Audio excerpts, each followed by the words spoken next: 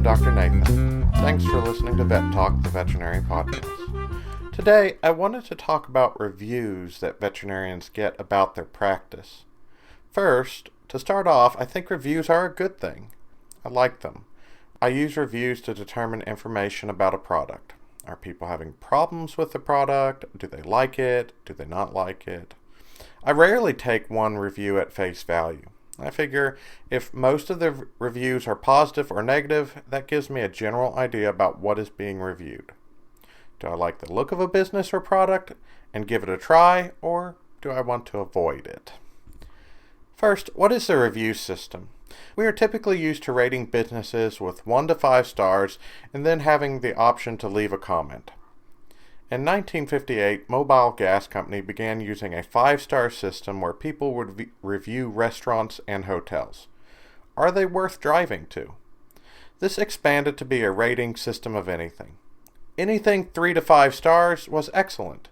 1 to 2 stars, and maybe you didn't want to drive to it. Now, as a veterinarian, I can go on my Google reviews and check to see what people are saying about my business. Is it worth driving to? I personally like this for consumers. It gives people an idea what to expect.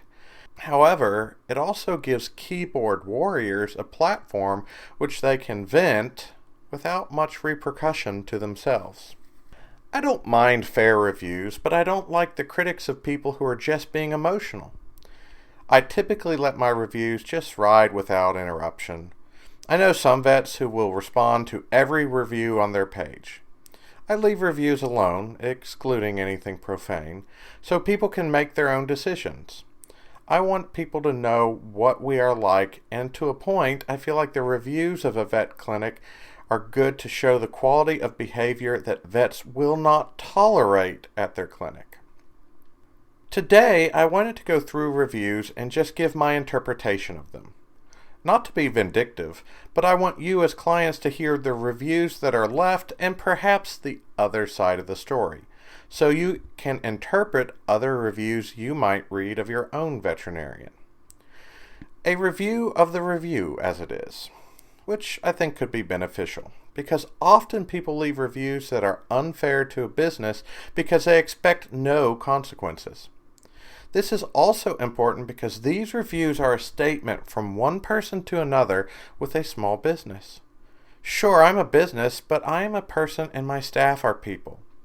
Unfair reviews can affect staff morale, and whether fair or not, when negative reviews are left, that may alter the treatment you get, even if it's subconscious. The person that yells and screams and complains about service tends not to be served first or gotten in first. Is it fair? Maybe not, but many reviews aren't fair. For your pet, I always encourage people to leave honest but not emotional reviews. I know at least my staff can handle honesty, but they don't like having situations twisted to make them look bad. So remember, the things you say have consequences. So let's look at the reviews I have. So, going on my webpage, I have 4.2 stars from Google. If you add in Facebook, it's 4.4. Pretty good, I would say. First, the good ones I will summarize. They say we are caring, good at educating, and good with animals. For those who have left a good review or just a high-star rating, thank you. It is good for my staff and I to have some positive reinforcement, knowing you are happy with our services and the service that you get. We know you took the time to review us, and time is a valuable commodity. So you taking that time to do that makes us feel good. Thank you, and thank you for the positive feedback. Now, that's not what we as humans want to hear in this episode. So let's get to the interesting reviews. Well, one of my favorites was simply, I quote, "great," and a 2-star review. I'm not sure this person understands the star system. Here's another, and yes, I'm going to work on my voice impressions today. The dog had 2 minor surgeries on her ear. Price was half what I expected to pay. The vet assistants were real friendly and nice. You can tell they like animals. Vet was good about answering questions and explaining everything. A little prickly, though, if you ask why you had to wait 45 minutes past your appointment time. I liked this review. It was a 3-star, so she was still giving us a positive review. We were worth driving to for services. I remember being upset that owner had to wait so long past her appointment time. I was blunt with her when I went in and remember saying, I would apologize, but I really wouldn't do anything differently. Your animal wasn't critical, and I had critical things that needed to be seen first. It's not the response clients expect, but I didn't have anything else to say. I was proud I saw the sicker things first. It was a great inconvenience to her, but that's what vets do. Sometimes we decide who lives and dies by what we decide to see first. And we don't like going in a room and being behind and having where it almost feels like a punishment that we were behind and made those decisions to see the sicker things first. So I felt this was a fair review. She had to wait because we were busy seeing sick things, and that was an inconvenience to her. But she didn't think we were doing a bad job. Here are 2 reviews, and this one was interesting. We had a cat die from anesthesia recovering from surgery. We completed the surgery as normal. We were monitoring him during recovery, and the cat stopped breathing and his heart stopped. Per protocol, we started chest compressions and gave ER drugs, but the cat didn't make it. These are some of the hardest conversations as vets that we have. Calling and letting an owner know that their animal just didn't make it for a routine surgery. I've tried various ways of handling it, but I usually just call and tell the people we had bad news. Your pet died. We did everything we could, and go into various levels of explanation depending on what the client desires. Before surgery, clients sign a surgery anesthesia form explaining the risk of anesthesia. But so often we as vets and as people just forget that anesthesia is controlled poisoning and things do go wrong. This client was very emotional, but seemed understanding. I got off the phone, and about an hour later, I had these following reviews from 2 different people whom I didn't know. We took my cat to get a simple procedure. We got him neutered. They overdosed him on anesthesia. He was a perfectly healthy cat, and due to their neglectful services, a 13-year-old girl has to live without her cat, and all we are returning home with is a simple sorry. The second. We took our male cat in for a simple neutering procedure, and they killed him. Overdosed him, in my opinion. This was a perfectly healthy cat, very energetic and playful. Shouldn't have happened. While I assumed it was the pet that had just died, I considered breaking my rule of posting back and informing the public that the 2 people who posted these reviews were not clients and had no pet at our hospital today. So a few comments about this. There are no simple procedures with anesthesia. Animals and people can have bad reactions and die. It's scary and a risk. Listen to my anesthesia podcast if you want to hear my longer explanation on anesthesia and patients. Second, I am quite sure I did not overdose this patient on anesthesia, as my records would prove. I'm not sure where that came from. That's one of the dangers of reviews. Being upset your pet died is one thing. Saying this vet practiced bad medicine without proof is another. I know there was no proof because no one received or asked for a copy of the records to review. To me, that invalidates this review. It's not fair to other consumers because this client didn't know what doses of drugs were given, so they can't say I overdosed something. If a vet is overdosing, that's a problem. But to say one is when they aren't is libel.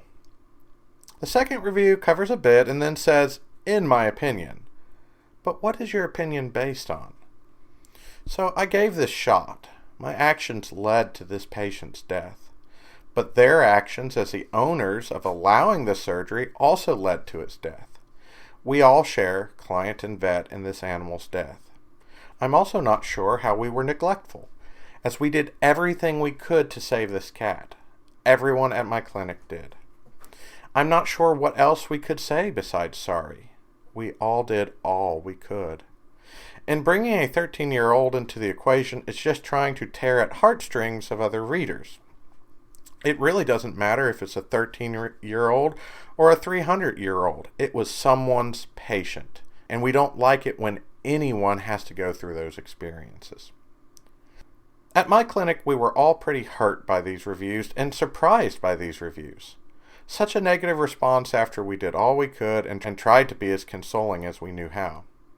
I was pretty hurt by this one. I elected not to go in the room, as I usually do when we gave the body back to the owner. I didn't feel I had the emotional stamina to lose a patient and then be so berated, not to my face, but to the public. However, my staff told me the owners seemed as well as they could be about the situation. After a little digging, we found out more. It appears that the two reviews were from the 13-year-old daughter and then the grandmother of the 13-year-old, neither of which were my client. Do I think the grandmother, with her presumed age and wisdom, was quick to respond? Yes. Do I think a 13-year-old should be posting reviews that affect people's businesses? No. But I'm also not going to get upset because a 13-year-old misses her cat. So when you're reading these reviews, remember, it could be an emotional 13-year-old writing a bad review, not the client who had the actual experience and interaction with the people at the vet office. So here's another review.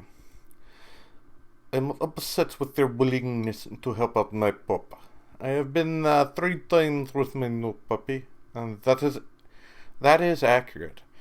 Today is got a cut while running in the weeds. It was 30 minutes before they closed. Refused to see him. Also refused to see him tomorrow morning, stating they are too busy. Said they could see him Monday. Otherwise, I have to take him to an emergency vet. This is poor service and sadly shows they don't care about the animals they are treating. Luckily, my pup's cut is not bad enough to warrant an emergency visit, but he will be seen tomorrow and from here on by another vet. I would advise others to avoid based on if you need more than routine care, this isn't the office that's going to be treating your pet when they need it the most. This to me tattles on itself, and we see this a lot. An owner wants in, they call 30 minutes before we close, and because that's when they're getting home from work, and we are booked up the next day. One of two things happened. One, as she said, we told her we were booked, so we recommend going to an emergency clinic. That's exactly what emergency clinics are for, emergencies that can't wait. We tell people to go there so their pets get the care they need. Emergency clinics are partners with us. They help us. She did not want to do that. The second thing that could have happened, and this happens a lot more at my clinic, we offer an emergency appointment. We have daytime emergencies, which are more expensive than a regular appointment because we are making time for them between other appointments. We are overbooking. And we have after-hour emergencies. Emergencies where we let them come in, but we are staying late, so we charge more for everyone's time. My staff stays late and interrupts their plans, so they get extra pay, and we cover that expense by charging the client. What this owner was saying was it wasn't worth a trip to an ER clinic or paying extra at our clinic. This client wanted us to stay late but not charge anything extra. We stay late and squeeze patients in, but we do require people to pay for those extra services. This review to me is off base. It's fine if you want a clinic big enough or slow enough that you can always get regular appointments at a moment's notice for everything. But we either offered to treat and the owner didn't want to pay, or we triaged and recommended care at an emergency clinic, which in itself is the first step of treatment, getting them where they need to go. I feel like a more accurate review would be, vets require increased pay for emergency appointments and are too busy to get us in without emergency fees on a moment's notice. I will go somewhere that can handle a larger caseload without adding emergency fees. Here's another one. I'm not sure which impression to do now. First, I called them to see what euthanasia would cost for a cat, to which I was told $50.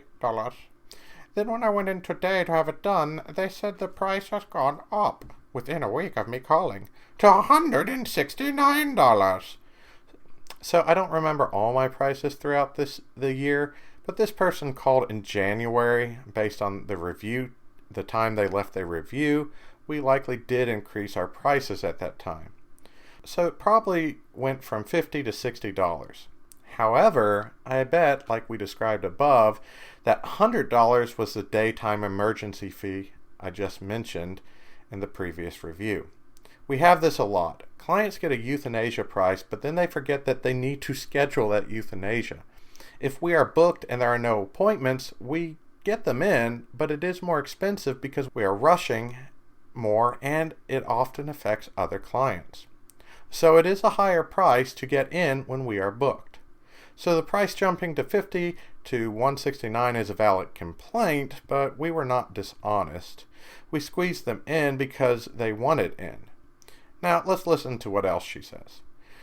I was super upset about this as my poor cat was and has been in terrible pain the last week or so. Aha! Your cat has been suffering for a week. You had a whole week to schedule an appointment at a regular rate, but you wanted this taken care of immediately after you let your cat suffer for a week. So we got you in and ended your cat's suffering, but we charged you for your convenience. Anyway, let's go on. When I heard they changed the price, I got upset and began crying. I checked my bank account and only had $168. Of course, $1 less than the price. Being as upset as I would, I did raise my voice a little bit. Not to the extent of yelling, however. I left the building with my pained cat in tow. While outside, we were able to borrow the money from a relative, so I brought him back in. And before I even said anything, I apologized for raising my voice, but then explained that I have been having a very rough week as my cat has been very unwell. In addition to the fact that I have lost 2 babies in the past 2 years. The man, presumably the owner, said he wouldn't euthanize my cat until I apologized, which I already had, and I explained that to him that the first thing I did when I re-entered was to apologize, but he wouldn't take that as an apology and continued lecturing me. I had to leave again in tears. My fiancé was able to bring my cat back in to get euthanized. If you want a vet that cares what you and your family are going through with the loss of a dear pet, I wouldn't recommend going here for that. Euthanasia Euthanasia are emotional times, but your emotional upset does not give you any right to treat my staff inappropriately.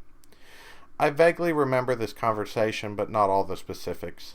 I remember the lady was not listening to what I was trying to tell her, and it was me, the owner, talking to her, and I needed her to understand a few things before we proceeded. Do I remember the specifics of this conversation? No, so I can't give you a blow-by-blow of the conversation. But if I was brought in, that means that multiple members of my staff had gone past their limit of what they felt comfortable handling. I don't fire clients lightly, nor tell them I won't provide services lightly. There was obviously some communication issue going on here, and I do sympathize. We all have lives, and loss after tragic loss builds up. But my staff gets a lot of abuse I can't stop. When there are things I can stop, and when it crosses the line, we will not serve you. Sometimes, before that happens, we can mitigate problems by explaining what we consider acceptable behavior for us to continue doing business together. I do like how she states she left with her pained cat in tow. I've had a few of these instances where I'm like, if your cat was in so much pain, why didn't you just suck it up and do whatever was asked of you for the good of your cat? I always like in reviews how the onus is put on someone else for the suffering that in this case had been going on for a week already. If I remember correctly, the fiancé listened to my statement of how things could and would proceed if we were to do any work for these clients. He agreed, and then everything went normally. Here's another review, and I'm not going to do an impression for this one because I'm going to be a grammar Nazi. The vet was very rude, didn't listen to what was... Sorry, I know it's weird, but that's what they wrote. And and they're writing a review that affects people's lives and impressions of them, so take this time to spell out and proofread what you're writing. Didn't listen to what was said and then try to say my dog was mean. I do tend to be blunt if a dog tries to bite myself or my staff. And then the review goes on, and need to be taken to a trainer. I do recommend training if they bite. And he needed to be fixed. I do recommend neutering male dogs that try to bite. After I told, he ended the sentence here, then starts back, I need to be with him, 'cause he didn't know them. I assume this client is referring to the fact we take the dogs to the back to work on them, which he agreed to if we proceeded with that appointment. And I assume them as my staff. Then got, ended a sentence, mean and rude with me, I will, end sentence, not, end sentence, be going back or sending anyone to this vet. The guy don't know what someone didn't learn his pronouns well, know what his doing and mean to animals. Not sure where that came from. I think people just say it about vets they don't like. And should be there, owners won't listen to what you have to say. Apparently owners won't listen if I'm mean. Oh, I don't know. I just can't follow what they're saying. Anyway, so yeah, he didn't give examples of how I was rude, nor why I was mean to animals. This just doesn't give me or clients reading it much to go off of for a review on whether someone else should use the services here. Here's another one. One of our fur babies needed 2 procedures. After looking at the cost, we explained that we needed to consider the financial aspect of doing both at the same time. 1 procedure was scheduled, and I was told at the time that I just needed to let them know as they would accommodate us. However, when I showed up this morning to get both procedures done, I was told they didn't have time to do both. Very poor communication. I guess we will look for alternatives. So, not quite how that went down. The owner scheduled one of the 2 procedures for their dog. We have in our notes they declined the dental, the second procedure, for now due to financial concerns. When they dropped off, the day of surgery, they told us they wanted to do the dental as well. We informed them we could do both procedures at the same time, but we would have to reschedule as we did not have time on the schedule for both today. As we were trying to schedule that, the owner walked out. I can admit maybe there was a miscommunication. I imagine we wanted a little more heads up than the day of surgery so we could schedule the proper time for these procedures. But we did offer to reschedule. Seems a hard standard for us to meet, adding an additional surgery the morning of the surgery. But legit, if that's what you expect from your vet. Seems harsh to walk out and not just clarify in the future. So the next review is confusing. They start saying how they love this veterinary and that we are the best and have great prices, and then they become upset. I love this veterinary. The pricing is the best I have ever seen. Well, people, here is an update. Yep, great prices. This is a negative review. As you see here, 7 months ago, Dr. Nathan diagnosed my lab with arthritis in her leg, sold us a brace, we had blood work twice, x-rays, the whole bit. She kept getting worse. After he kept throwing antibiotics at her, we took her to another vet. They did x-rays 3.5 months ago. They told us my lab has cancer, not arthritis. And we had waited too long to help her.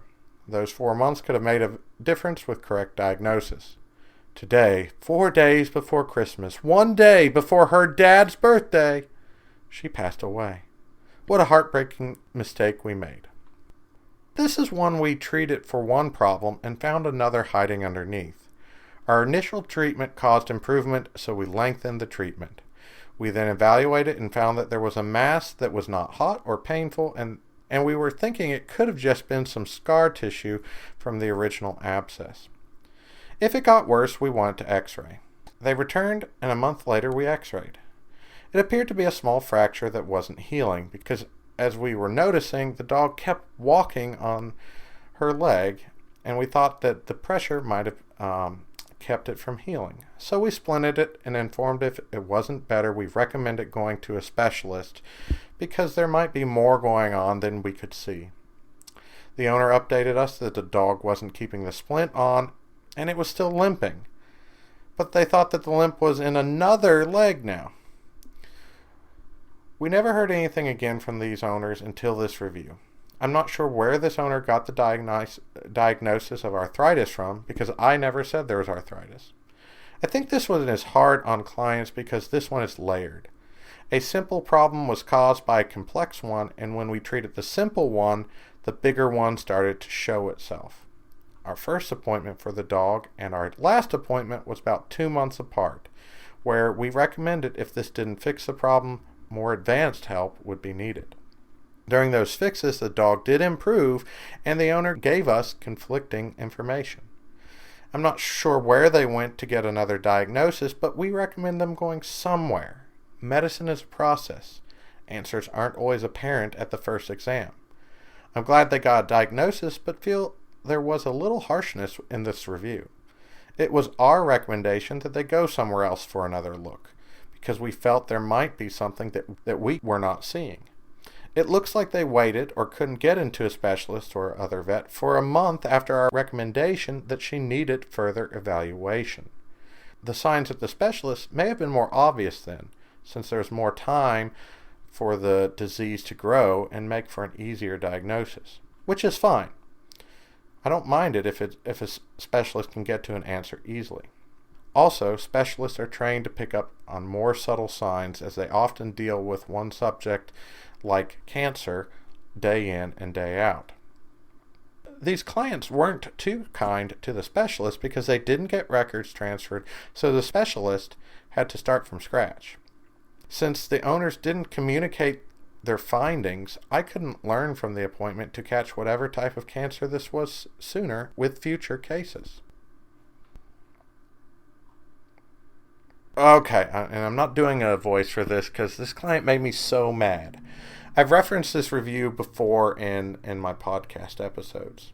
So these clients use me, but not for regular work. The horse in question, I'd never seen it before. From 2014 to 2021, I had seen this client 5 times. They called one night after hours and they explained that their horse had been colicking. I asked them to bring the horse to me for an exam. You can listen to my other episodes about the benefits of trailering or refer to our colic episodes for more information about how I want to treat colic. But I informed this owner the trailer trip may fix the colic. The owner declined all of this and just wanted Banamine to try to treat the horse medically. I recommended based off the signs the horse being seen when she called me at 10:50 p.m. But reluctantly, I just drove to the clinic and set out some medication as they requested. The owner called back at 1:20 a.m., stating the horse only mildly improved with the medications. I will admit, being woken up at 1:20 a.m., I can be grumpy, especially when you didn't listen to me when I spoke to you a few hours earlier. So we will see what this owner says in her review of the situation. I had an emergency with my horse after hours, and I wanted Dr. Nathan to come check on him. I thought he had colic.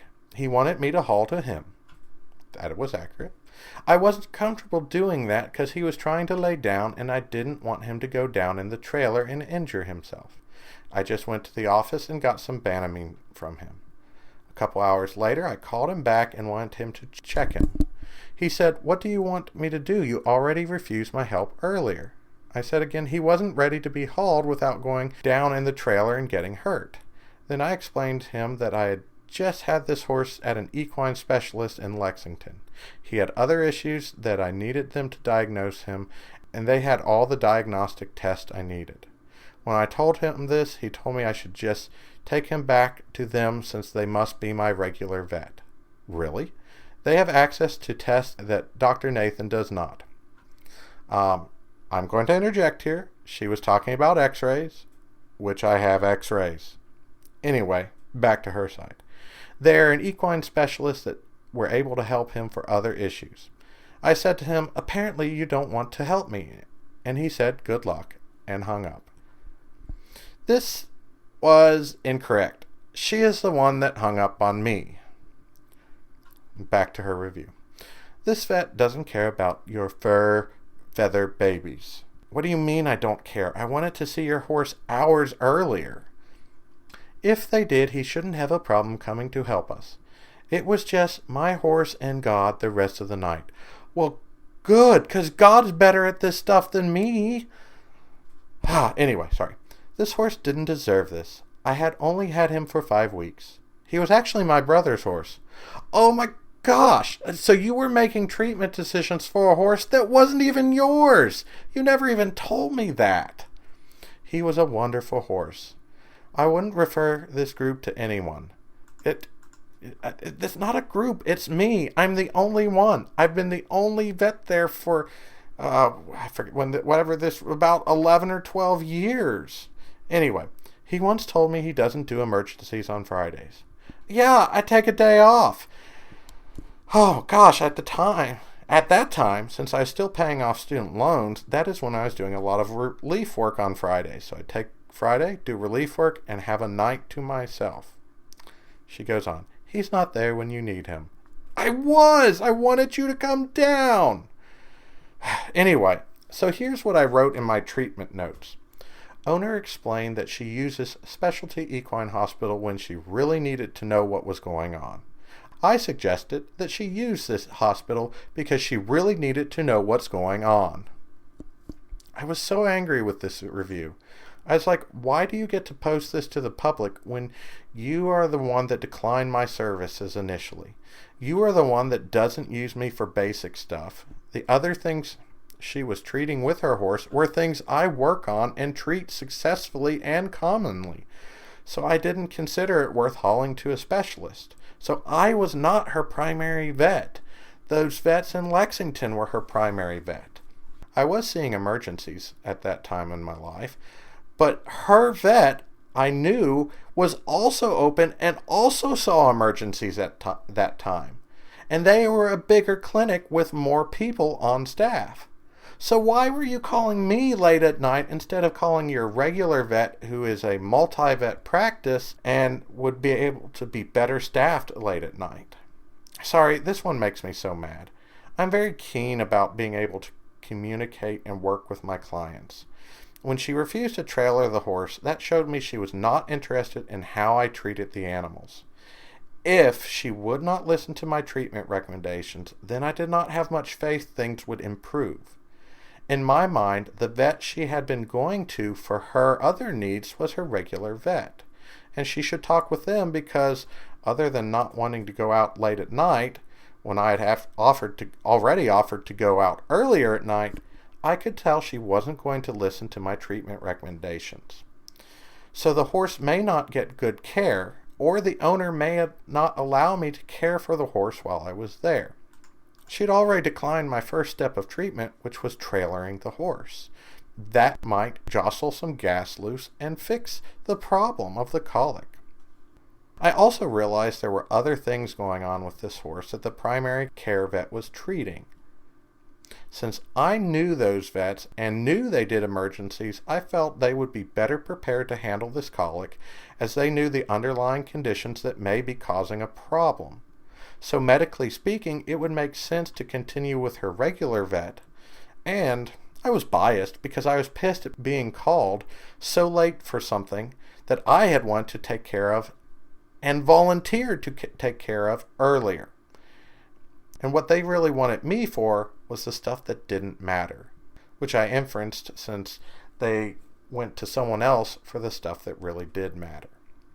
Now, as the years went by, I did start wondering about more of the story, which also made me feel like my actions were probably self-saving. I've seen multiple times when someone calls me and not their primary vet, and there's another issue going on. The client was upset with the other vet's treatment, or the client may have owed the other vet money and was out of vets that they didn't owe money to.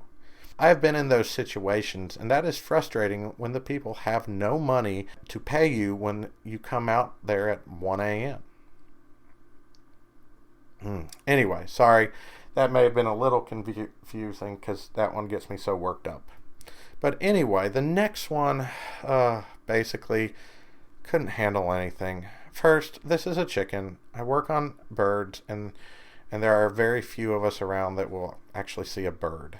So anyway, the worst veterinary experience of my life. I had a medical emergency for my animal, and they would not let us come in for 6 to 7 hours because their other clients took priority, even though they were charging me for an emergency fee.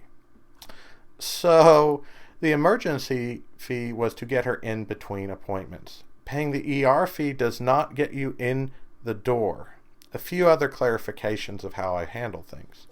We triaged and felt that our other cases of the day took priority and told her she could stay home until a specific time. I doubt 6 hours, as I'm only open 9 hours. That way she did not travel and wait in a car for a few hours, which might stress her bird. Okay, back to her. Unsure. Also could not refer me to anyone else because there is no one in the area that treats poultry. She seemed mad we were the only ones who would treat birds. Well, don't be mad at the one clinic that does treat the birds if they have a long wait time. Be mad at all the other vets that don't.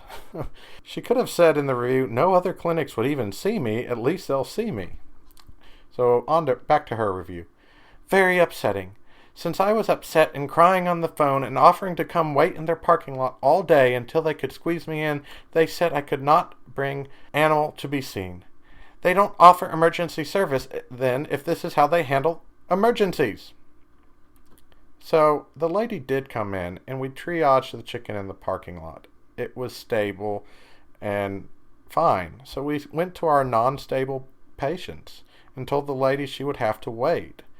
People always think their day is the worst in their lives. And it may be, but that doesn't mean someone else's day isn't worse than theirs. So yeah, we didn't see the chicken because she just kept bothering us, and we eventually said, look, we have other animals to see. We think you should find a vet that you can communicate with better. So anyway. This one was fun. We had these neighbor kids. They're still there, I think. They would come without asking and root through our trash. I was doing surgery one day, and they threw things against our walls, which, distracted me from surgery a little bit.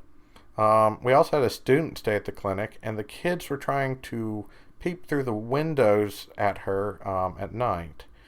We informed the kids and the kids' parents that the kids were not welcome on the property. We even had to call the police as they kept coming on the property. The neighbor had a big Trump sign in his yard and was all about his property rights, but seemed to think it was okay for his kids to go on my property against my permission. Anyway, here's the review they left. They're horrible business neighbors. They treat the kids terrible. Would rather see the kids get hit on the highway. The kids cut through the lot and are screamed at needlessly. I asked if they did something wrong. She, referring to my practice manager, said, no, it's private property. Please move. Here's another review from them as well.